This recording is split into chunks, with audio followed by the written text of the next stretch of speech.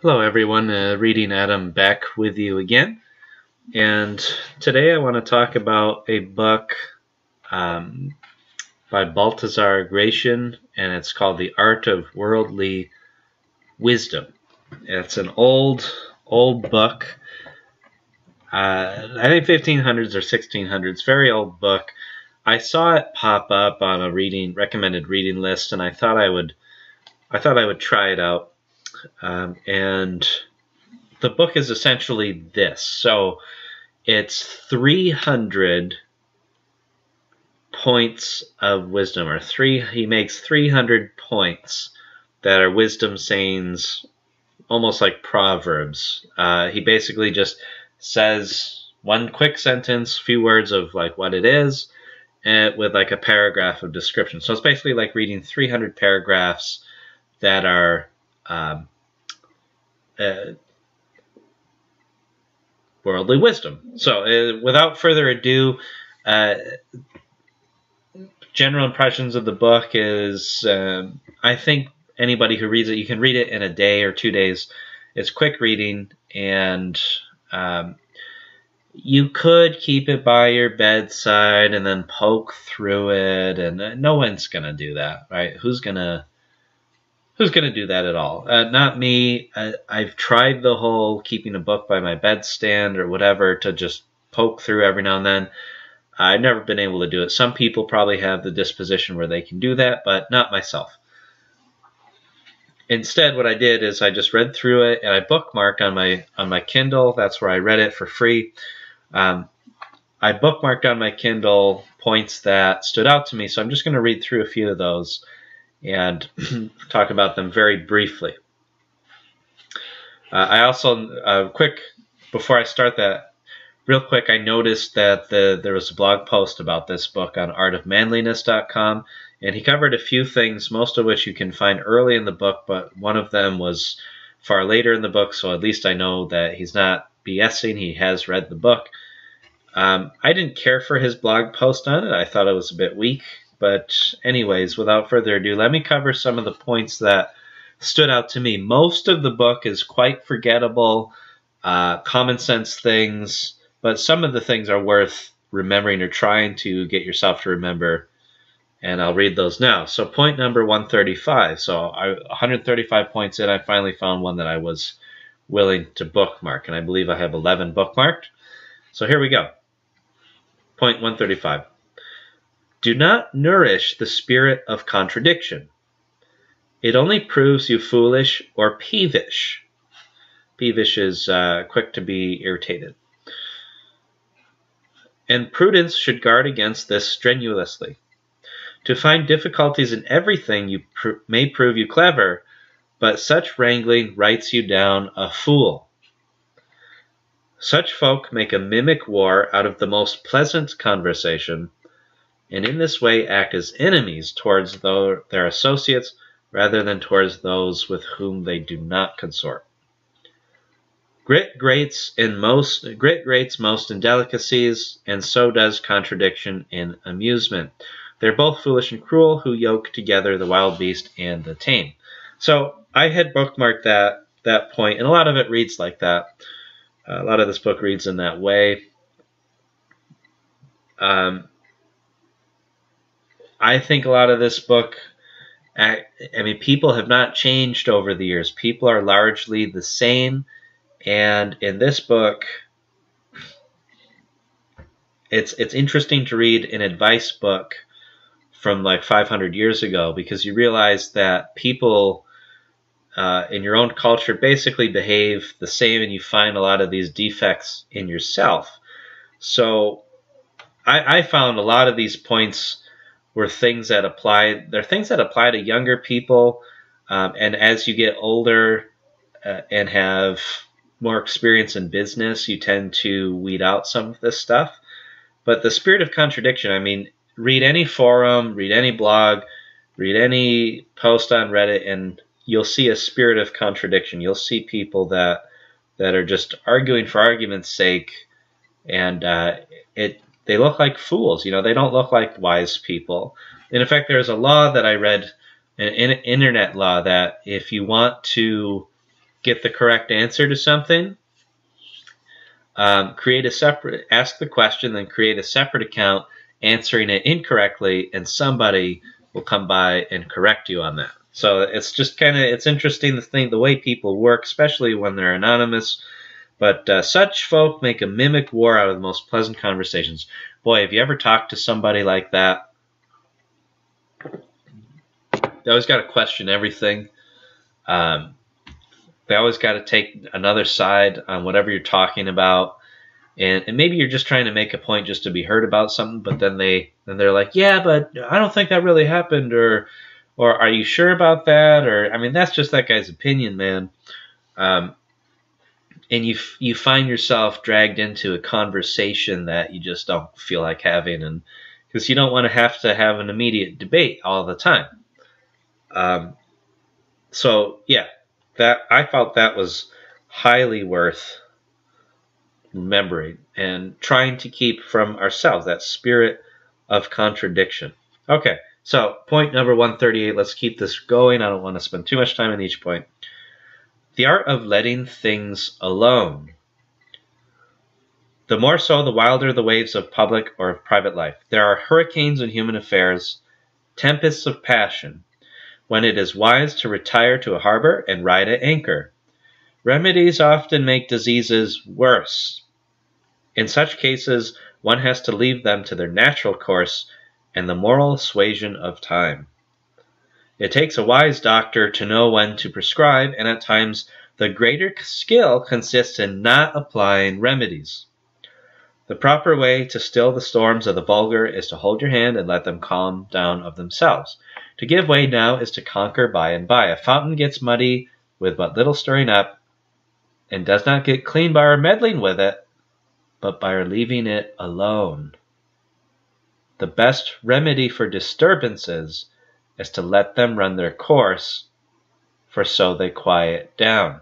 Now, this is pretty good wisdom here, the art of letting things alone. So, this stood out to me because I recently finished the book Anti-Fragile, which I still have to record a video on, by Nicholas Nassim Taleb, I believe his name is. Was Nicholas his name? I don't know. Anyway, I read Anti-Fragile, and he talked a lot about how interventionism created more issues than it fixes, particularly in medicine. And we have this word called iatrogenics, which is basically where the cure kills the patient, is one way of saying it. And it's funny because nothing changes, right? There's nothing new under the sun. Baltasar Gracian knew about this a long time ago. And I read an essay by Albert J. Nock, which was it's in his book, The Art of Snoring. It's a collection of essays that he wrote. One second. And in this book, The Art of Snoring, he talks about a Russian general who was up against Napoleon. You read about the same general in War and Peace by Tolstoy. I don't remember the general's name off the top of my head. Was it Kutuzov or something like that? I don't remember. But this general just kind of let the course of things happen. He spent most of his time sleeping or snoring. He wasn't somebody who was actively intervening in every little instance. And he ended up defeating Napoleon by simply allowing Napoleon to defeat himself by overextending and not being able to properly lock horns with Kutuzov. And anyway, I'm forgetting most of the point, but I remember in general, he was in that essay, which was from the early 1900s. Albert J. Nock was talking about how skillful it is to know when not to act. And sometimes, yeah, you got to learn how to let certain things alone, let them run their course, let people suffer the natural consequences of whatever it is they're doing, and then pick up the pieces afterward or whatever. But I thought that was very prescient, especially because it was recently echoed in a book that I read, Anti-Fragile, which is also a very good book, very interesting book, lots of food for thought. We'll talk about that another time. Point 141, next point. Do not listen to yourself. It is no use pleasing yourself if you do not please others. And as a rule, general contempt is the punishment for self-satisfaction. The attention you pay to yourself you probably owe to others. To speak and at the same time listen to yourself cannot turn out well, which I feel like I'm doing right now. If to talk to oneself when alone is folly, it must be doubly unwise to listen to oneself in the presence of others. It is a weakness of the great to talk with a recurrent "as I was saying" and which bewilders their hearers. At every sentence they look for applause or flattery, taxing the patience of the wise. So too the pompous speak with an echo, and as their talk can only totter on with the aid of stilts, at every word they need the support of a stupid bravo. I thought that was an interesting point because it makes me feel like, oh, well, I'm doing that as I record this video. Oops. But I'm trying to improve myself through this, so I'm watching a video of myself as I speak. So interesting point, but I mean, I've fallen into this. I know other people fall into this, but it's basically when, you've recognized this in many other people when they're talking about something and they're just talking as if they just want to hear themselves speak.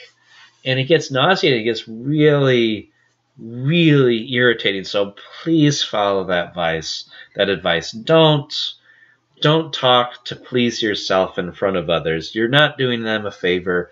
You're not making them feel any better. If anyone's listening to this video, they're listening to me talk because they just kind of want to get an idea of this book, The Art of Worldly Wisdom. Is it worth reading? Is there anything to find out in it? Blah, blah, blah. So next point. Point 154. Do not believe or like lightly. Maturity of mind is best shown in slow belief. Lying is the usual thing. Then let belief be unusual. He that is lightly led away soon falls into contempt. At the same time, there is no necessity to betray your doubts in the good faith of others, for this adds insult to discourtesy, since you make out your informant to be either deceiver or deceived. Nor is this the only evil. Want of belief is the mark of the liar, who suffers from two failings. He neither believes nor is believed. Suspension of judgment is prudent in a hearer. The speaker can appeal to his original source of information. There is a similar kind of imprudence in liking too easily, for lies may be told by deeds as well as in words, and this deceit is more dangerous for practical life. I thought that was actual worldly wisdom. That the younger you learn that, the better. Everybody has their own BS detector, but you got to make sure it's turned on. Especially if you're listening to somebody that you're already kind of persuaded by, to use a Robert Cialdini word. Somebody that they don't have to persuade you so much. You already think well of them. So that's just good wisdom. Don't immediately believe anything anyone says, no matter how well they say it. Think for yourself. That's something that hasn't changed in the centuries.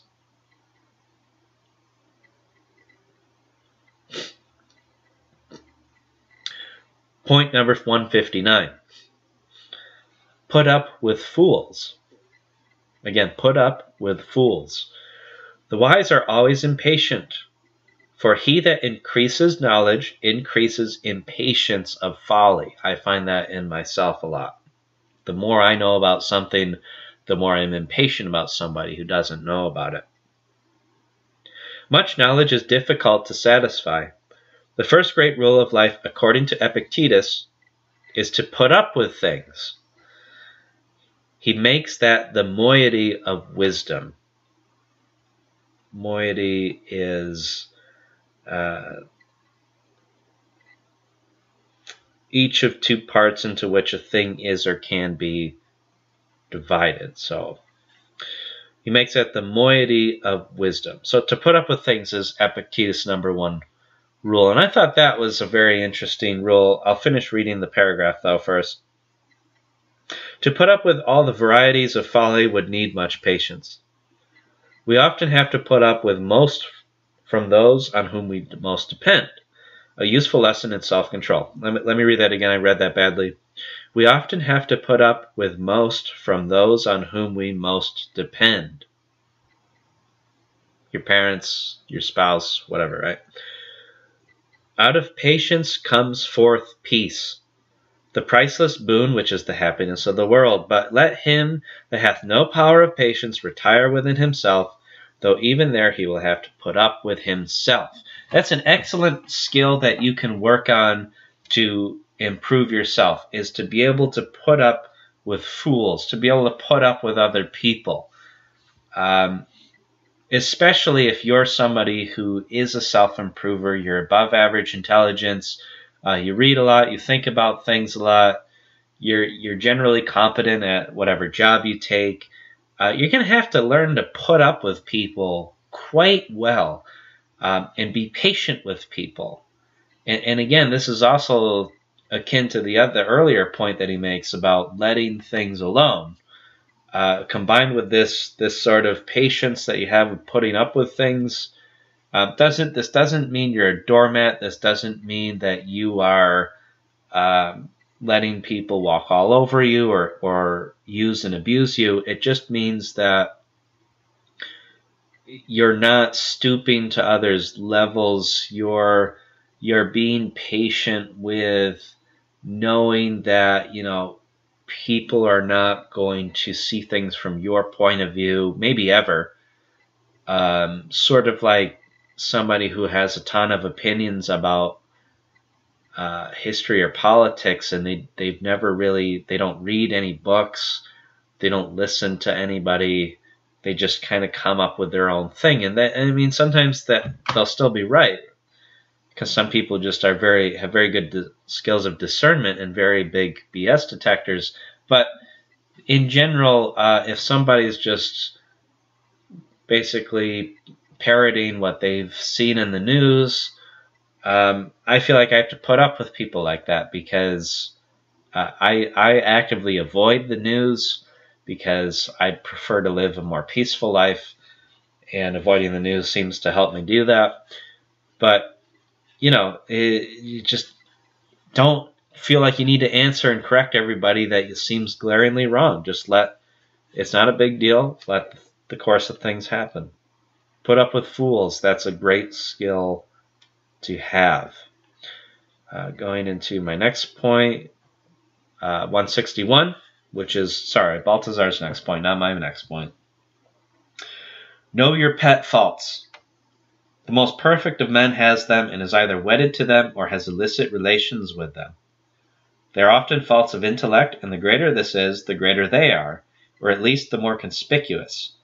It is not so much that their possessor does not know them, he loves them, which is a double evil, irrational affection for avoidable faults. They are spots on perfection.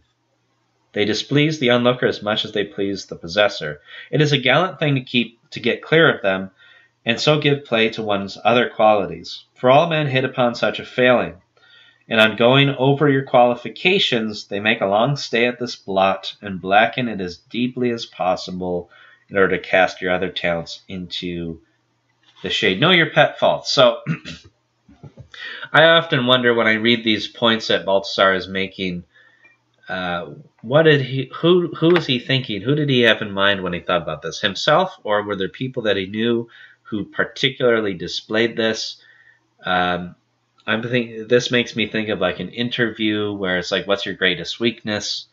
Could that one blot that you tell them end up casting all your other talents into the shade?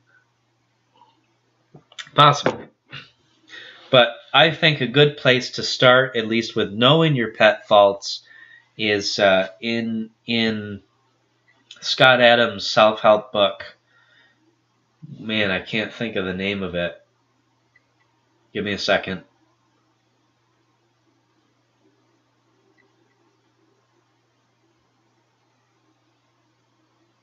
Wow, my mind is blank. I can't think of Scott Adams' self-help book, but it had something to do with like he kept failing his way higher into higher and higher positions, and it's all about developing. You know, the more skills you develop, the more chance you have for success. But anyways, he has a few pages near the back that are basically here is a list of psychological foibles or psychological disorders that are not necessarily mental disorders, but they're common things that we all do, like confirmation bias, things like that. And he said they're worth studying because the better you understand psychology, whether or not it's 100% true, who cares? But the better you generally understand that stuff, the better equipped you will be in general, because you will know your faults, you will know your weaknesses, your intellectual weaknesses, and the better you recognize that when you come across something that is challenging for you, you're going to be better equipped to deal with that in a proper way. And I myself have to study those things. Part of patience being a virtue is patience is not a passive thing. Patience is an active thing. You know, if you are patient, you can read more, right? You can sit and read for a longer period of time because you're patiently working at that one object. If you write a long essay or you write a book, authors are very patient because they're writing day after day after day and accumulating. It's a lot of work, right? Patience is not something where you're sitting back waiting. That's waiting. Patience is actively dealing with something for a long, long time. Let's go to point 227 in his book. Do not be the slave of first impressions. Some marry the very first account they hear. All others must live with them as concubines. But as a lie has swift legs, the truth with them can find no lodging. We should neither satisfy our will with the first object, nor our mind with the first proposition, for that were superficial. Many are like new casks who keep the scent of the first liquor they hold, be it good or bad. If this superficiality becomes known, it becomes fatal, for it then gives opportunity for cunning mischief. The ill-minded hasten to color the mind of the credulous. Always therefore leave room for a second hearing. Alexander always kept one ear for the other side. Wait for the second or even third edition of news. To be the slave of your impressions argues want of capacity. It is not far from being the slave of your passions. Most of that read is nonsense to me, but do not be the slave of first impressions. That's a very, very helpful skill to have, particularly when meeting new people. Point 234, never trust your honor to another unless you have his in pledge, probably in writing. Arrange that silence as a mutual advantage, disclosure a danger to both. Where honor is at stake, you must act with a partner, so that each must be careful of the other's honor for the sake of his own. Never trust your honor to another, but if you have, let caution surpass prudence. Let the danger be in common and the risk mutual, so that your partner cannot turn king's evidence. I take that as don't allow other people to do things in your name, right? So in a very common example is you're at work, emergency comes up, you got to leave. Let's say there's some project coming due, and your coworker is like, you ask your coworker, hey, can you take care of this? And you don't tell the boss, you don't get anything in writing, you don't create like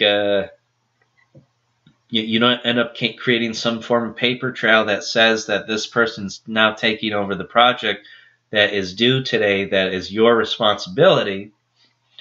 And so this guy's like, yeah, sure, I'll help you out. He's an unreliable person, he forgets, and then the project's not done, and then you are the one that gets chewed out for the project not being done, because ultimately the boss, no matter how eloquently you argue it, the boss is going to see that as your responsibility. Or the customer is going to see it as your responsibility, right? So don't leave your honor or your credit or your word or your reputation. Don't leave that up to anyone else as best as you can. Very hard to come back from that and could cost you a job. Point 235. See, you got to read deeply into this book before you get to some of his better stuff. I found the first 100+ points to be kind of not worth bookmarking, not really worth remembering. Some of them were okay, but mostly forgettable. But some of these I did bookmark, and it's a good thing that I bookmarked them because you very quickly forget stuff like this. Point 235, know how to ask. With some, nothing easier. With others, nothing so difficult. For there are men who cannot refuse. With them, no skill is required. But with others, their first word at all times is no. With them, great art is required, and with all the propitious moment. Surprise them when in a pleasant mood, when a repast of body or soul has just left them refreshed. If only their shrewdness has not anticipated the cunning of the applicant.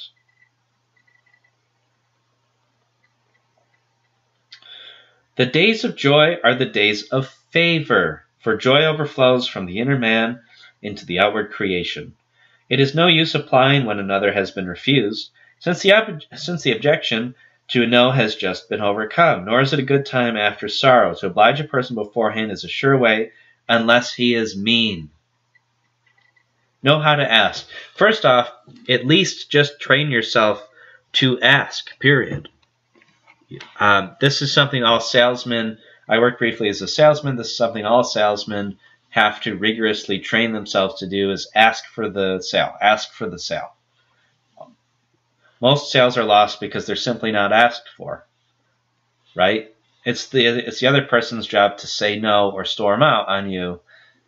Your job is to ask them and not give them an easy, ambiguous way out.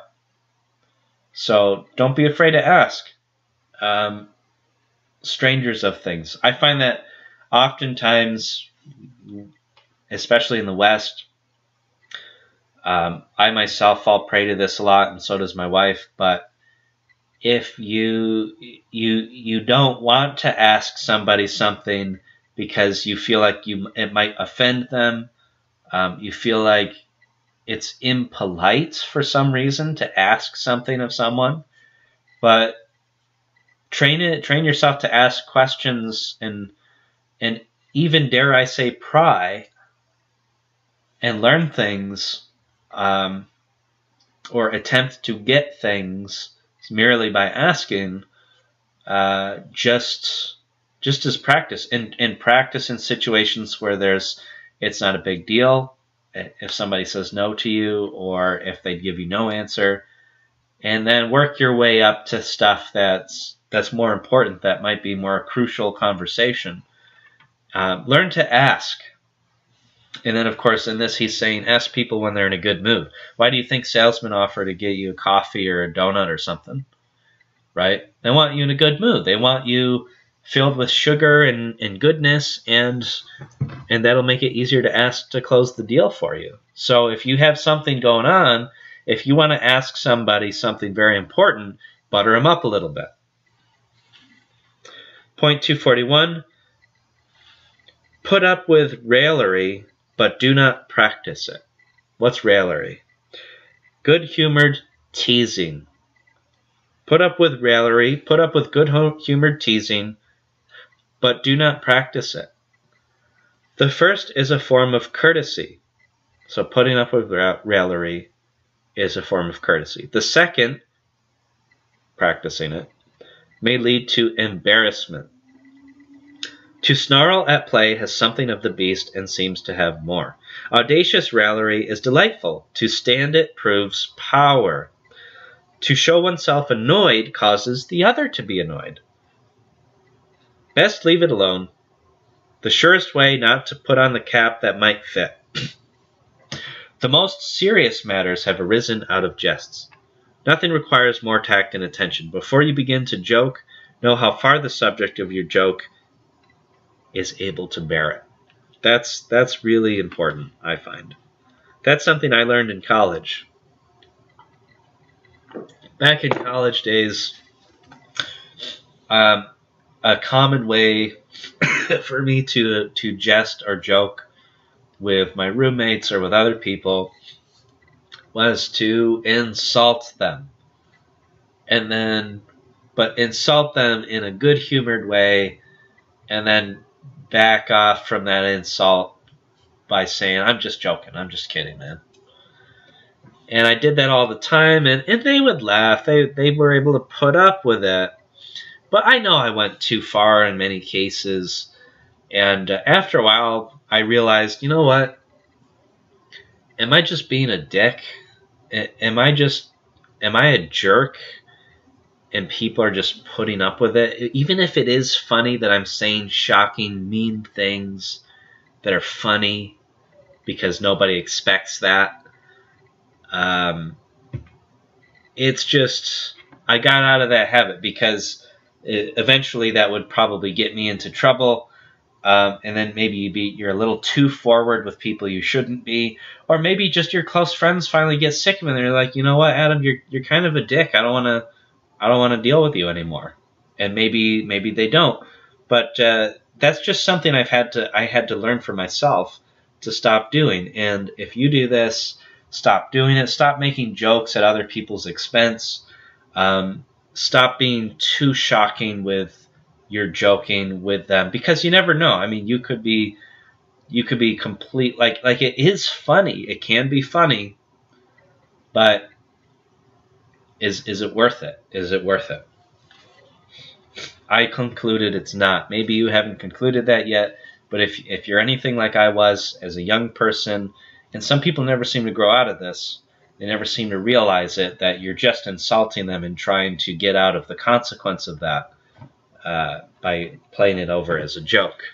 But if somebody does that to you, you know, well, let me just give a quick example. Like the other day at work, some new guy, you know, like me and another coworker, he's a young guy, so I don't expect him to be mature of mind, right? He's a teenager. I don't expect him to be like I am. But in order to better deal with him, rather than feel insulted and get annoyed every time he jokes with me, I just joke back at him in the same way. And basically the way we're joking is guys bust each other's balls, right? Guys will insult each other and will come up with ways of insulting each other that is funny. And we're laughing about it, and it rolls off our backs, and we're not like angry at each other for it. But then this new guy comes in. He's also young, and he also says something that would be like an insult. And it's his first day, and I'm thinking like, dude, shut up. It's not your place. Like, you haven't earned my trust and favor to be able to joke like that with me. This other guy has. And this is how he and I talk. Not everybody, but just he and I.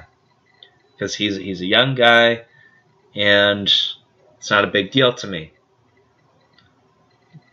But this new guy trying to chime in on stuff like that, it's like, no, that's not your place. You don't talk that way.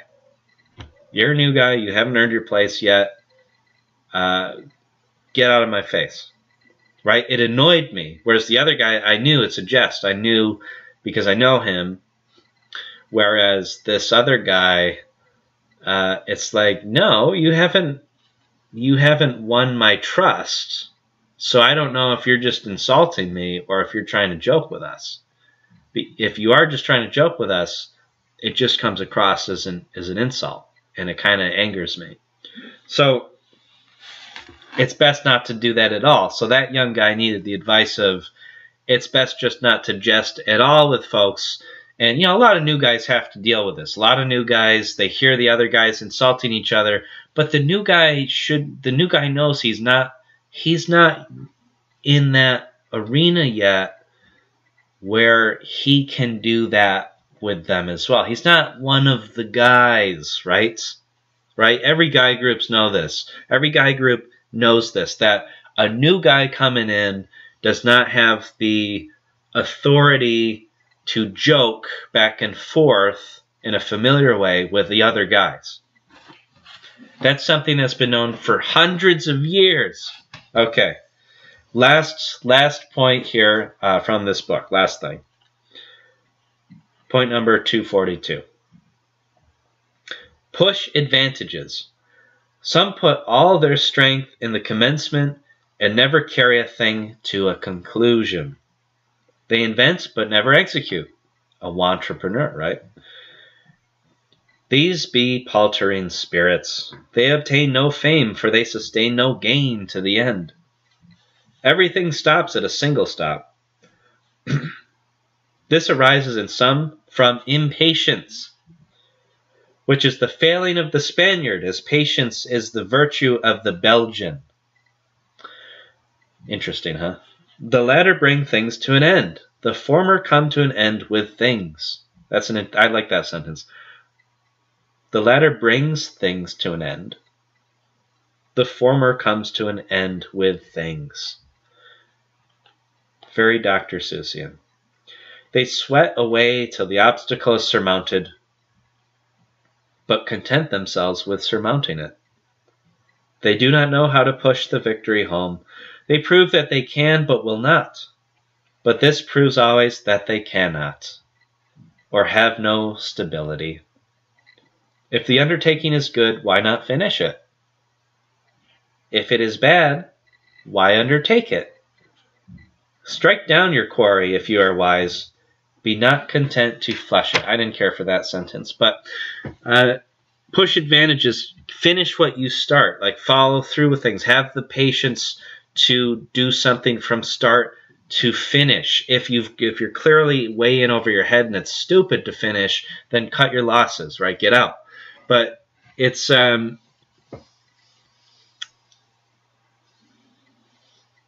they invent but never execute. How many of us do this? How many of us have a great idea to make a lot of money, or a great business idea, or a great website idea, and you've got the idea, but you never execute? How many times have you heard other people talk about all their great ideas, and have they even tried to execute a single one? No, they haven't.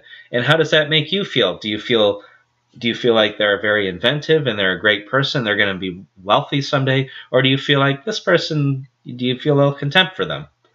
Do you feel like, well, this guy's a loser, right? He's got all these ideas, but obviously he doesn't have the ability to follow through with them, so what's the point of his idea? He wants somebody else to do it for him, right? That's why they tell you the idea. They hope that maybe you'll do it for them. And that's kind of partially the way of the world, right? People want you to do things for them. Anyway, finish what you start. Have the patience to do that. Is the book worth reading? I think so. I think the book is well worth reading because you never know which one of his 300 points will stick out to you and make you think of things that will be like, I want to try to remember that for myself so that I can get more done, like live a better life, not get into such terrible situations or make horrible decisions or involve myself with the wrong kind of people, or be able to deal with the right kind of people in a better way so that I don't turn out to be a wrong kind of person. I think the book is worth reading for that, because a lot of the points are just as applicable today as they were 500 years ago. And that's what's so interesting about reading things from the past, from history, is in general people are the same.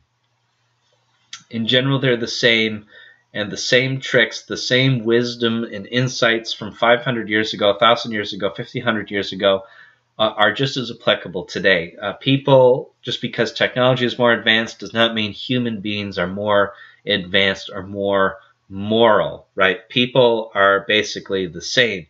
Institutions change a little bit, possibly for the better, because slavery is not legal anymore. which is great. But slavery, I feel slavery is just taking on a different form. There's a different form of legal slavery. We just don't call it that. But anyway, read the book. It'll only take you a day, 2 days.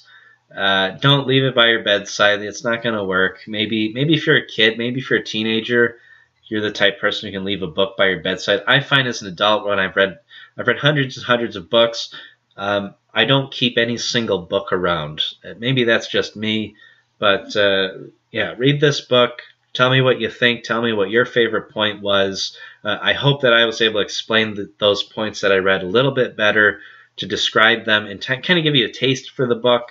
But those are also the things I thought were the best and worth bookmarking, because I don't normally bookmark things in my Kindle. So anyways, that's it for me today. I'm going to finish this here. My voice is getting tired, and I feel out of ideas and out of conversation. So rather than continue to hear myself talk, I'm going to shut it down, and you guys can listen to something else. Okay? Ciao. Thanks. Bye.